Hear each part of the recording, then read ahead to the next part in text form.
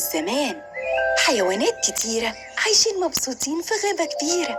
وفي يوم من الأيام بالليل في ميعاد النوم سعدون طلب من باباه يولع شعلة نار عشان تعمل ضوء زي كل يوم. الهوا شديد يا سعدون، يعني هيطفي أي نار هنولعها. ما كده أنا مش هعرف أنام لأني بخاف من الضلمة. وإيه اللي في الضلمة بيخوف يا سعدون؟ كل حاجة موجودة بالنهار هي موجودة بالليل. أمال أنا ليه بحس إني خايف لو سمعت أي صوت أو شفت أي خيال؟ لأنك مش بتكون عارف ده صوت إيه أو خيال إيه. صح يا بابا، عندك حق، لأنه كتير قوي بيطلع خيال أوراق شجر لما الهوا بيحركها.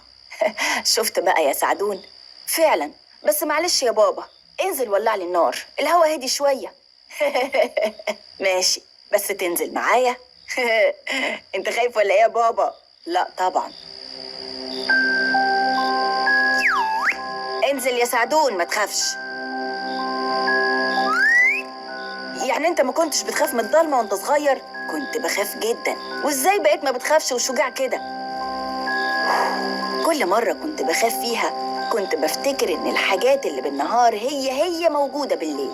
ولو سمعت صوت مش عارف هو ايه كنت بفكر انه صوت حاجة عادية موجودة، بس الدنيا ضلمة عشان كده انا مش عارف هو ايه. ولو كانت الدنيا نهار كنت هعرف.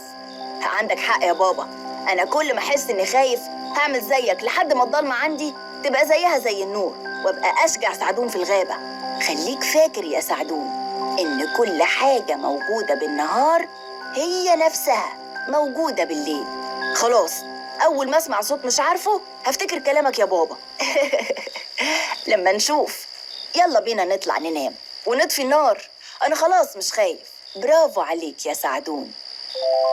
وطفوا النار ونام سعدون في الضلمة لأول مرة من غير خوف، بعد ما اتأكد إن اللي في النور هو اللي في الضلمة، ونسي حاجة اسمها خوف من الضلمة.